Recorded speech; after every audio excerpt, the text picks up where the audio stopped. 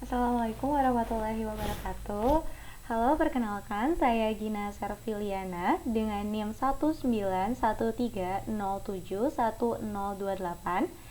Saya merupakan mahasiswa dari Universitas Pendidikan Ganesha dan salah satu peserta pertukaran mahasiswa merdeka di kelas metodologi penelitian pendidikan kuantitatif program studi pendidikan Pancasila dan kewarganegaraan di Universitas Kanjuruhan Malang.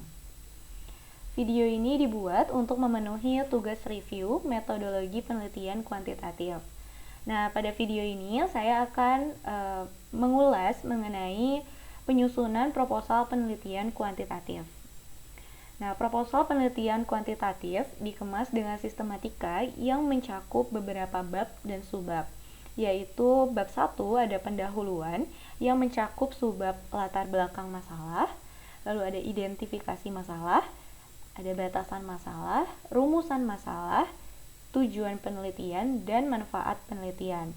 Nah, lalu bab kedua ada landasan teori, kerangka berpikir, dan pengajuan hipotesis yang mencakup subbab deskripsi teori, penelitian yang relevan, kerangka berpikir, dan hipotesis penelitian. Selanjutnya ada bab 3 yaitu mengenai prosedur penelitian yang di dalamnya terdapat subbab pendekatan penelitian, lalu ada variabel penelitian, populasi dan sampel, tempat dan waktu penelitian, metode pengumpulan data, instrumen penelitian, prosedur penelitian, lalu ada uji coba instrumen, dan analisis data. Pada video ini saya akan mengkaji secara khusus mengenai bab 1, pendahuluan pada poin latar belakang masalah. Lalu bab 2, landasan teori, kerangka berpikir, dan pengajuan hipotesis pada poin hipotesis penelitian. Dan bab ketiga yaitu ada prosedur penelitian dan saya akan mengkaji secara khusus pada bagian metode pengumpulan data. Oke, review yang pertama yaitu mengenai latar belakang masalah. Nah, latar belakang masalah penelitian diuraikan mengenai rasional pemilihan masalah yang diteliti, beserta jangkauan kemampuan akademik, biaya, tenaga, maupun waktu peneliti, serta kesenjangan yang relevan dengan topik masalah yang diangkat. Nah, sebagai contoh, yaitu topik penelitian yang saya pilih adalah pengembangan dan implementasi desain kurikulum mikro berbasis Education for Sustainable Development, serta pengaruhnya terhadap atensi peserta didik pada pembelajaran IPA terpadu di sekolah menengah pertama. Nah, pada topik tersebut, menurut saya sangat menarik, ya sebab impact dari pengembangan dan implementasi desain kurikulum mikro yang berbasis ISD masih menjadi misteri hingga saat ini yang belum diketahui. Apakah sangat berpengaruh, cukup berpengaruh, atau bahkan tidak berpengaruh terhadap atensi peserta didik pada pembelajaran IPA di SMP. Nah, berdasarkan ketertarikan tersebutlah, maka dapat menjadi rasional yang bisa diulas pada bagian latar belakang masalah. Selanjutnya, bertitik tolak dari latar belakang yang telah dibuat, maka pokok permasalahan akan dapat lebih mudah untuk diidentifikasi. Contohnya, melalui topik kajian penelitian saya tersebut, maka akan diperoleh suatu rumusan masalah yaitu seberapa besar pengaruh pengembangan dan implementasi desain kurikulum mikro berbasis Education for Sustainable Development atau ISD terhadap atensi peserta didik pada pembelajaran IPA terpadu di sekolah menengah pertama. Nah, kira-kira seperti itu contoh dari rumusan masalahnya ya, atas latar belakang yang sudah dibuat.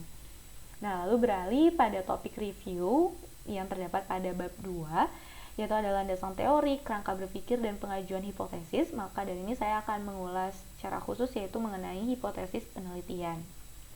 Nah, hipotesis penelitian ini merupakan kebenaran sementara yang ditentukan oleh peneliti.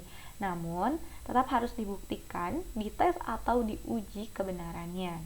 Nah, hipotesis ini merupakan sesuatu yang dimana peneliti arah pandangnya ke arah sana gitu sebagai point of view-nya, sehingga ada yang menuntut suatu kegiatan penelitian peneliti tersebut. Nah, apabila melihat dari eksplanasinya, bentuk rumusan masalah itu terdapat 3, ya kan? Yaitu ada rumusan masalah deskriptif dengan variabel mandiri, Ada komparatif berarti perbandingan, dan asosiatif hubungan. Nah, dengan demikian maka bentuk hipotesis penelitian juga terdapat 3, yaitu ada hipotesis deskriptif, ada hipotesis komparatif, dan ada asosiatif. Nah, apabila mengulas dari topik yang saya kaji, maka rumusan masalahnya itu termasuk ke dalam rumusan masalah asosiatif hubungan kausal atau sebab akibat.